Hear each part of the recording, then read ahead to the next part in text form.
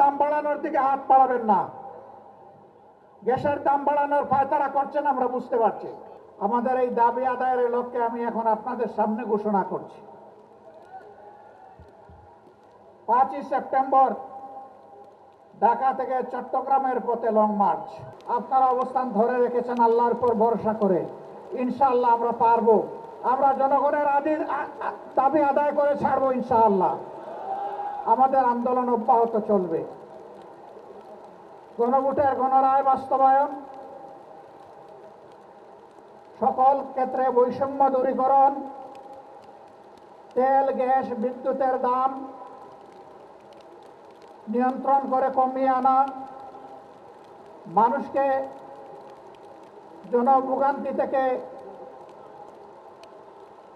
নিস্তার দেওয়া, দ্রব্যমূল্যের দাম নিয়ন্ত্রণ করা, এইসব দাবিতে আমাদের এই চলমান আন্দোলন।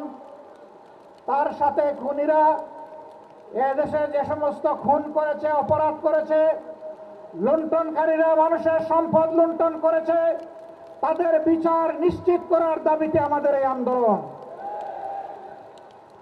যারা এদেশের নিরীহ মানুষের বুকে গুলি চালিয়ে বিভিন্নভাবে গুম এবং খুনের আশ্রয় নিয়ে জনগণের উপর জুলুম করেছে, মহান আল্লাহর উপর ভরসা করে আমরা বলছি, আমরা জীবিত থাকা অবস্থায় বাংলাদেশে এরা আর আস্ফালন করার সুযোগ পাবে না। সম্মানিত ভাই ও বোনেরা, আমাদের এই চলমান আন্দোলন দাবি আদায় না হওয়া পর্যন্ত অব্যাহত থাকবে। ইতিমধ্যে 11 দল আপনাদেরকে সাথে নিয়ে অনেকগুলা কর্মসূচি পালন করেছে। শেষ পর্যন্ত বিভাগীয় শহরগুলোতে বিভাগীয় সমাবেশ অনুষ্ঠিত হয়েছে।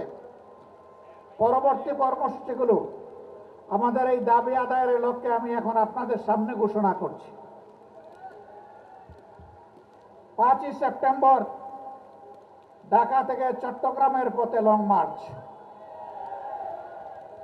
আমরা পরিষ্কার বলে দিচ্ছি, এই লং মার্চ জনগণের দাবি আদায়ের জন্য।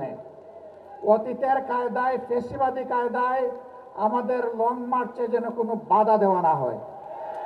যদি বাধা দেওয়া হয়, লং মার্চ দ্বিগুণ শক্তিতে তার গন্তব্যে পৌঁছে যাবে ইনশাআল্লাহ।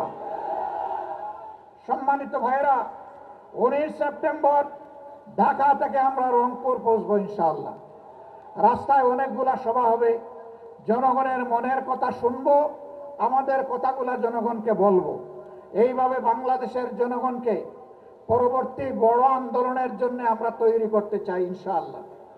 10 অক্টোবর শনিবার ঢাকা থেকে খুলনা, খুলনা থেকে যশোর, কুষ্টিয়া হয়ে ইনশাআল্লাহ আবার আমরা ঢাকায় ফিরব। একই লং মার্চ 24 অক্টোবর শনিবার ঢাকা থেকে সিলেটে রেলপথ যাত্রা হবে, মার্চ হবে। কেন রেলপথ? কেন? সব জায়গায় সড়ক পথ, এখানে আবার রেলপথ কি জন্য? যেহেতু জামাতে ইসলামের আমিরের বাড়ি সিলেটে, এই জন্য, তাই না? জি না, এটার জন্য না।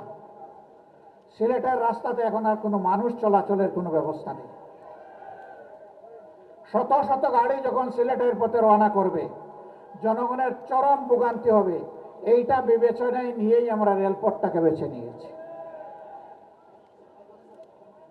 তারপরে 14 নভেম্বর 2016 ঢাকাবাসী, আপনাদের কাছে জানতে চাই, বাংলাদেশের প্রত্যেকটি গ্রাম থেকে, পাড়া থেকে, মহল্লা থেকে আমাদের ভাই বোনেরা ঢাকার দিকে রওনা করবে। ঢাকায় মহাসমাবেশ অনুষ্ঠিত হবে ইনশাআল্লাহ।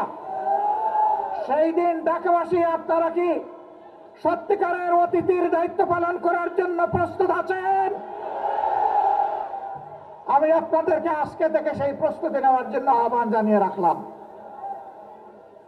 এখন আমাদের দাবিগুলা সচিবালয়ের কানে পৌঁছানোর জন্য, সংশ্লিষ্ট মন্ত্রীদের কানে পৌঁছানোর জন্য এখন আমাদের অবস্থান ধর্মঘট থেকে, কর্মসূচি থেকে সচিবালয়ের দিকে আমরা যাব। এই সচিবালয় কোনো দলের নয়। এই সচিবালয়ের প্রত্যেকটি ইট, বালু, পাথর, নুড়ি, মিস্ত্রির হাত, রড, সিমেন্ট সবগুলো এইগুলো এই দেশের জনগণের সম্পত্তি। সচিবালয়ে যারা বসে আছেন, মন্ত্রী হন, এমপি হন, জনগণের কথা শুনতে হবে, জনগণের কথা মানতে হবে। আজকের মতো আমাদের দাবি খুবই অল্প। আমার চুলায় গ্যাস চাই, আমার মাকে আর কান্নাবেন না, ঘরে ঘরে বিদ্যুৎ চাই, সংসদের ভিতরে আর মিথ্যা বিবৃতি দিবেন না, খাবার জন্য বিশুদ্ধ পানি চাই, আমাদের যানবাহনের জন্য পর্যাপ্ত গ্যাস চাই। ইতিমধ্যে এলপিজির দাম বাড়িয়েছেন, প্রত্যাহার করুন, প্রত্যাহার করুন। না করলে আমরা সংশ্লিষ্ট দপ্তর ঘেরাও করতে বাধ্য হব।